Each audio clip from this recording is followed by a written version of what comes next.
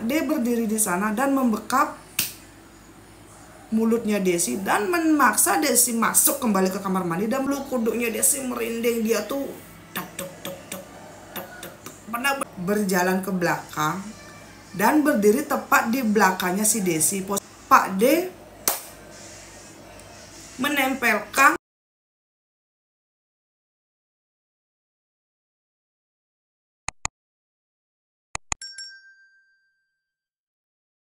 Semetan kumpul ya, ngerti jadi dinija saya. Untuk kalian yang mungkin baru bergabung di channel saya, halo, perkenalkan, saya Tusenja. Di channel ini saya akan membagikan kisah nyata yang pernah dialami langsung oleh narasumber saya. Dan mereka membagikan kisahnya ini melalui DM sosial media. Jadi untuk kalian yang mungkin belum bergabung di channel saya, boleh minta like dan juga subscribe-nya. Dan kalau di sepanjang video Semetan mendengar suara yang sedikit mengganggu, tolong diabaikan dan tolong dimaklumi. Dan sekali lagi Semetan ya, semua privasi dari narasumber akan saya samarkan karena saya nanti tidak mau ada pihak yang merasa dirugikan. Jadi narasumber saya hari ini kita sebut saja namanya Desi. Desi ini adalah anak ketujuh dari 7 bersaudara. Dia ini punya 6 kakak laki-laki dan Desi ini berasal dari Singaraja Kota. Sebenarnya saya juga agak bingung Semeton kenapa sebagian besar narasumber saya ini berasal dari kota Singaraja. Ya sudah, kita lanjut saja. Desi ini cerita dia ini berasal dari keluarga yang sangat mapan. Ibu dan juga bapaknya ini adalah seorang saudagar buah dan juga sayur. Dan ibu juga bapaknya ini punya sebuah bisnis properti. Dan kita bisa bayangkan dong betapa makmur hidupnya Desi dari kecil hingga dewasa. Nah ketika itu Semeton, Desi ini tinggal bersama ke-6 abangnya, ibu, bapak, dan juga nenek. Tapi abang pertama, kedua, ketiga, dan keempat ini sudah ada yang menikah dan juga sudah ada yang bekerja ketika itu. Jadi pastinya Desi ini tinggal berempat saja. Dia, kakak ke-5, kakak ke-6, dan juga bapaknya berlima ya, maaf. Dan tidak jarang juga Semeton, nenek dari bapaknya ini akan menginap di rumahnya Desi ketika ibu dan bapaknya ini ada kerjaan keluar kota.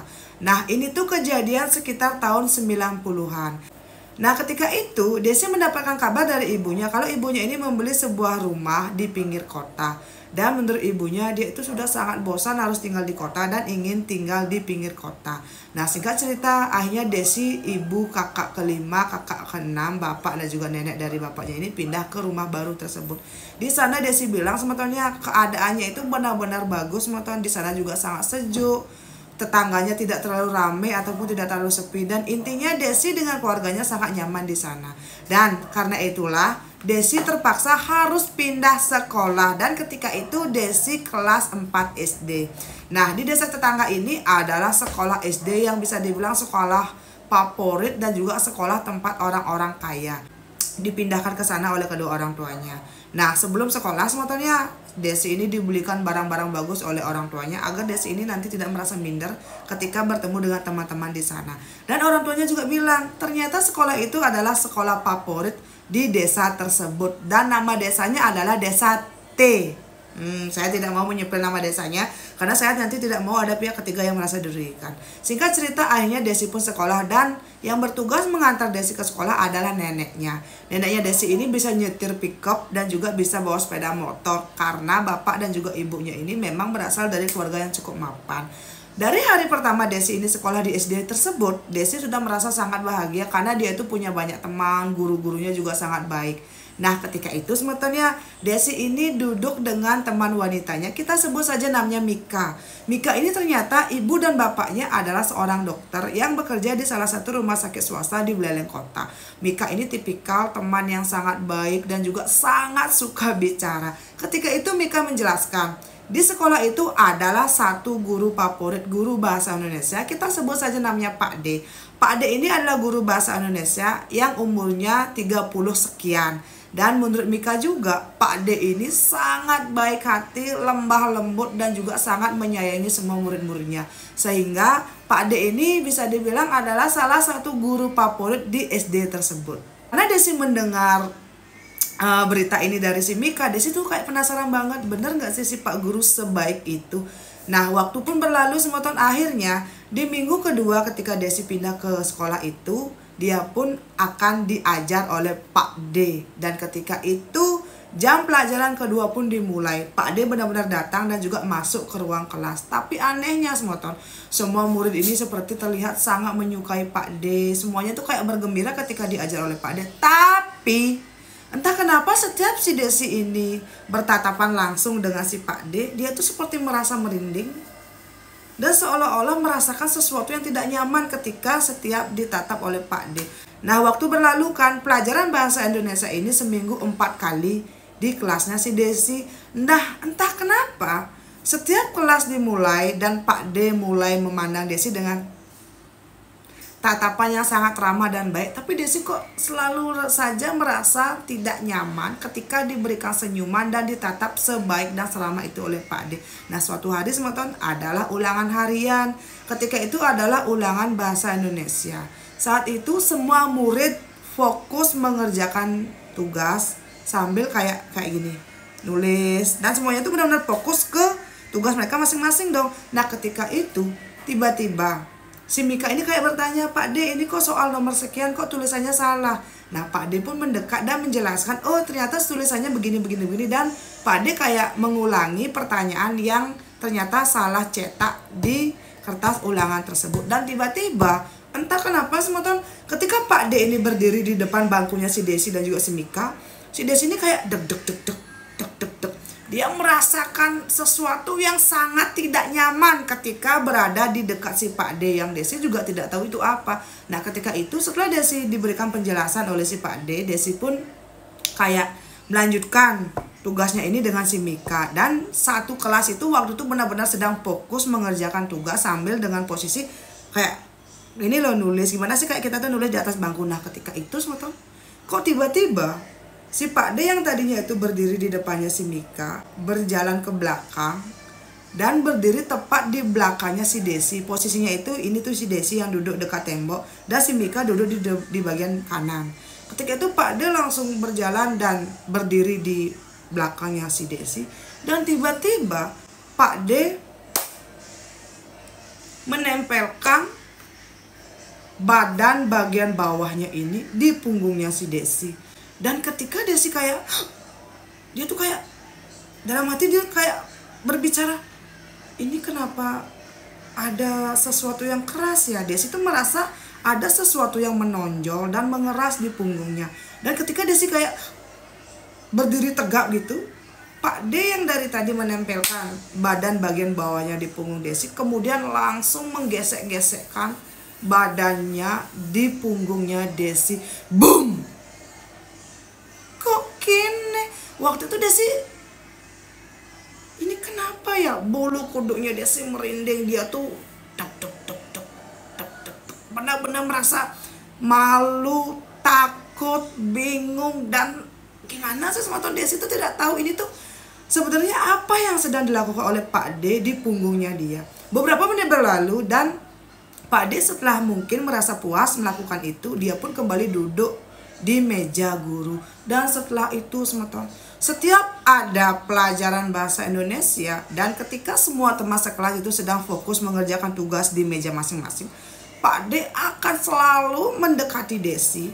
Kemudian ketika Desi ini kayak masih menulis gitu, Pak D ini kan langsung mendekatkan badan bagian bawahnya. Kalian mengerti dong apa itu badan bagian bawah?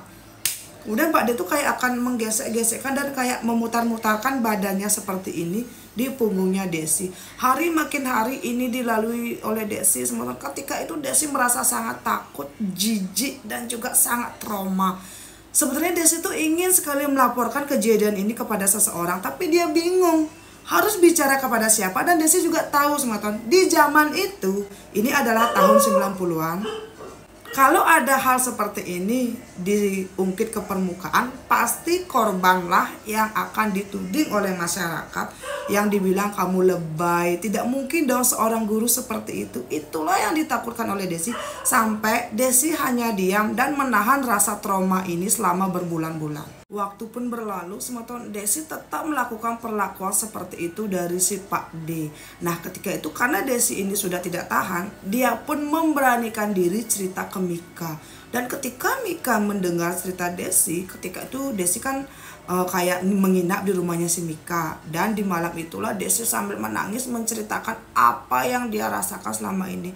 Mika sangat kaget dan ikut menangis dan juga memeluk Desi. Mika bilang seperti ini, teman-teman. Besok kan hari Minggu, kita pergi ke rumah kepala sekolah yang ada di desa tetangga.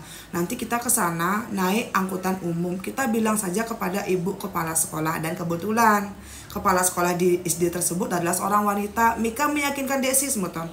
Nah, kepala sekolahnya ini kan adalah seorang wanita. Pasti dia akan mengerti dengan apa yang diceritakan oleh Desi. Waktu pun berlalu, besok paginya benar. Mika dengan Desi naik angkutan umum pergi ke rumah ibu kepala sekolah. Saat tiba di sana, semua Desi ini sudah sangat deg-degser. Desi berusaha melawan rasa takut, rasa malu, rasa traumanya kepada si Pak D dan menceritakan dari awal sampai akhir kejadian selama berbulan-bulan yang sudah dia alami. Tapi tahu nggak semua? Ketika itu, ibu kepala sekolah dengan entengnya malah bilang, "Apa kamu bilang Pak D seperti itu? Dan kamu mengaku menjadi korban pelecehan oleh guru sebaik Pak D. Apa kamu yang baper atau kamu salah paham?" Mendengar perkataan dari ibu kepala sekolah ini, sebenarnya tai kepolo sama tai kepolonya si Desi ini sudah mencuat. Dan tapi karena Desi juga merasa segan dan takut kepada ibu kepala sekolah, dia pun cuma diam sambil menahan tangis. Ketika itu Mika juga wajahnya merah padam, seolah-olah Mika ini kayak kok gini gitu loh. Maksudnya kenapa kok ibu kepala sekolah malah merespon dengan sesantai itu. Dan ketika itu ibu kepala sekolah juga bilang, tidak mungkin Pak D seorang guru favorit sebaik itu, selembut itu bisa melakukan penyimpangan seperti itu kepada kamu. Kamu loh murid baru, tolong jangan menyebarkan rumor yang tidak baik tentang sekolah kita. Sekolah kita selama 10 tahun terakhir adalah sekolah favorit di desa ini. Jadi tolong jangan pernah mencoreng nama baik sekolah kita.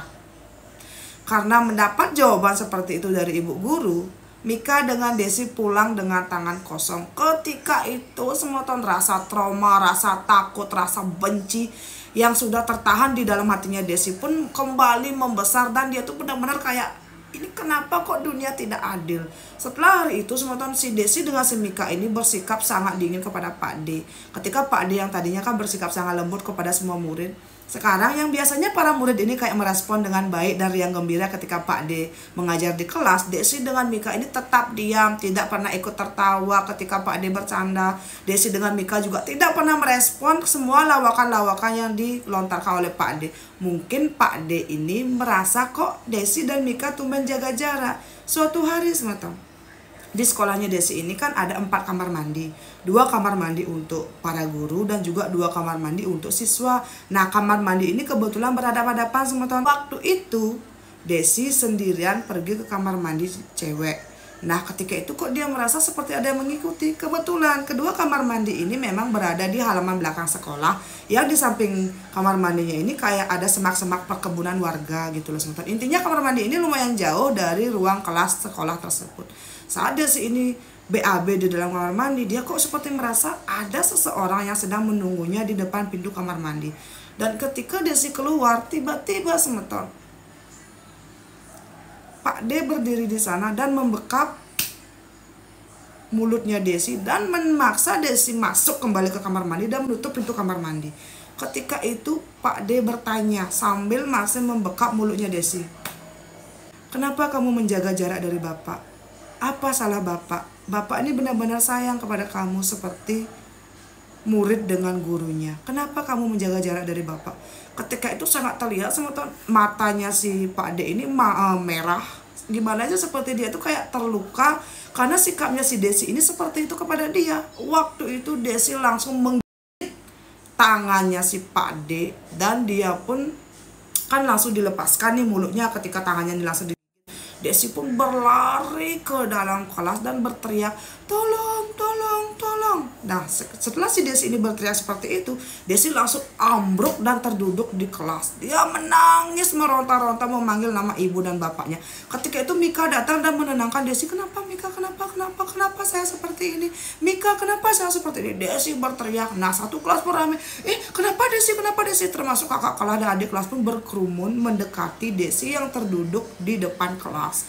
Ketika itu semeton Pak D datang dengan raut wajah yang tidak bersalah dan bertanya, "Desi, kamu kenapa? Desi, kamu kenapa?" Mungkin karena Desi ini makin shock dan takut kepada Pak D, Desi pun langsung berdiri dan berlari keluar sekolah, dan tanpa sengaja, tanpa melihat ke kiri dan ke kanan, Desi langsung berlari memotong jalan raya.